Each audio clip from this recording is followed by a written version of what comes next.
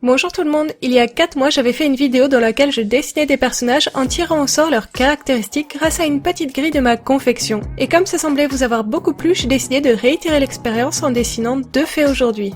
Mon premier personnage devrait être peint à l'aquarelle, il sera originaire d'Asie, son type de prédilection sera les plantes, il devra avoir un peu de papillon en lui, et le tout devra avoir des influences historiques.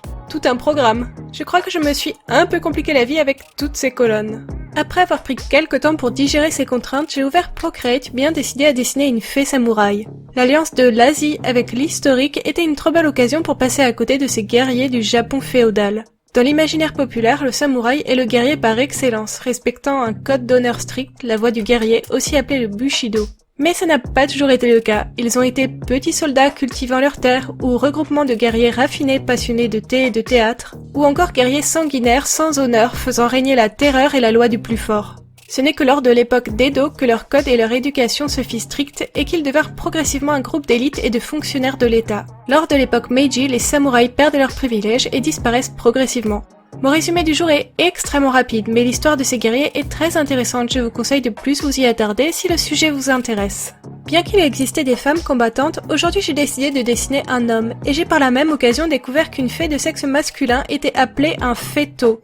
Ça ne me plaît pas trop, je n'aime pas comme ça sonne, alors je vais continuer à lui attribuer le petit nom de fée. J'ai donc donné à ma fée des pans de l'armure classique du samouraï ainsi qu'un casque très reconnaissable. Au cours de mes recherches, je me suis rendu compte qu'il existait tout un tas de casques de samouraï extraordinaires, avec des décors de bois de cerf, d'ailes de libellule, de lune. Alors j'ai décidé de faire un petit rappel de la condition de papillon de ma fée sur son casque en y greffant des ailes métalliques, qui m'ont finalement laissé une petite impression de steampunk. Je lui ai aussi donné des ailes de papillon très vaguement inspirées du Sasaki Charonda, aussi appelé grand pourpre, qui est le papillon national du Japon.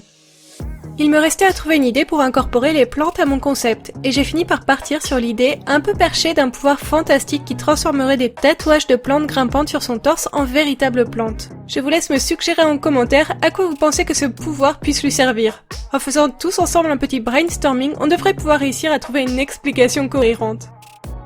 Pour ceux d'entre vous qui n'auraient pas vu mes précédentes vidéos d'aquarelle, les zones bleues que vous me voyez régulièrement retirer sont des zones que j'ai protégées grâce à du liquide de masquage composé en grande partie de latex. Il permet de préserver le blanc du papier et se retire sans abîmer la feuille. Du moins si vous utilisez du papier de bonne qualité. Si vous êtes intéressé par la marque de papier que j'utilise habituellement, je l'ai listé ainsi que tout le matériel que j'utilise dans le lien Amazon que vous trouverez dans la description de cette vidéo. Si vous souhaitez commander quelque chose via ce lien, vous me soutiendrez en même temps, alors n'hésitez pas. En attendant, je suis plus que ravie du résultat, mais surtout d'avoir ressorti mes petites aquarelles japonaises. Je suis complètement fan de cette gamme de couleurs très sourdes, très noires, très ternes. Depuis que je les avais essayées lors de mon portrait végétal challenge, je n'arrêtais pas de vouloir les ressortir de mon tiroir. C'est chose faite et j'espère que le résultat vous plaît. Je vous laisse quelques instants pour profiter du résultat final avant de me lancer dans le deuxième tirage de cette vidéo.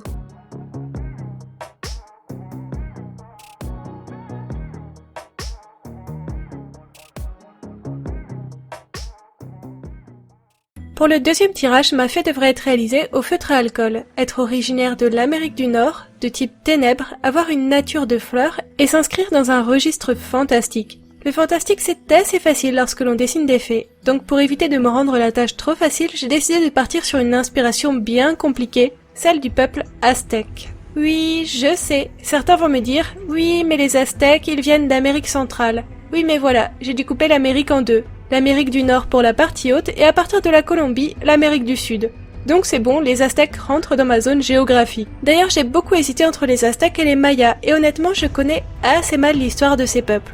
Après m'être un peu renseignée, j'ai découvert que les Mayas étaient un peuple très penché sur l'astronomie. Ils possédaient de nombreux observatoires et vivaient autour de grands cycles rythmés autour d'un calendrier. Les Mayas avaient d'ailleurs déjà estimé en leur temps la durée d'une année à 365 jours. Les Aztèques, quant à eux, sont connus pour leurs nombreux sacrifices humains à leur dieu soleil. Bien sûr, il ne s'agit pas du seul pilier de leur civilisation, mais l'imaginaire collectif a donné une importance énorme à ces pratiques. Je me suis dit que cet aspect sacrificiel collait parfaitement avec le type ténèbres de mon personnage. J'ai choisi d'habiller ma fée d'une armure d'or en référence à ce fameux dieu soleil et au mythe des cités d'or que l'on prête très volontiers aux civilisations précolombiennes. Je lui ai donné des ailes de poinsettia, une jolie fleur rouge que l'on s'offre en général à Noël, vu que j'ai découvert qu'elle était originaire du Mexique. Et comme pour mon samouraï, je lui ai donné des tatouages magiques. pouvant se détacher de son corps pour créer une nuée inquiétante et ténébreuse. Pour le coup, je pense que ce pouvoir est bien plus inquiétant que celui très végétal de mon samouraï. Comme souvent, j'ai utilisé mes Pro Markers et mes feutres OU pour mettre en couleur mon illustration. Et lorsque je compare mon aztèque à mon samouraï, je constate à quel point j'aime de moins en moins les couleurs très vives et saturées, comme celles que j'ai utilisées pour cette illustration. Malheureusement, les feutres à alcool ont souvent cet aspect très saturé et éclatant. Je suis sûre que beaucoup de gens adorent cet aspect, mais ça ne colle plus vraiment à mon style, ou du moins, à mes envies du moment. En plus, avec un thème comme celui-là, j'aurais adoré réaliser une illustration très sombre, mais c'est un peu le jeu du tirage au sort, on ne choisit pas son médium. D'ailleurs, j'ai presque une pointe de déception en tombant sur aquarelle et feutre à alcool, ça ne me change pas vraiment par rapport à d'habitude. Je serais assez curieuse de savoir ce que vous auriez aimé me voir tirer au sort. Décrivez-moi en commentaire le personnage parfait selon vous, en fonction des caractéristiques présentes dans mes colonnes. J'ai hâte de lire tout ça.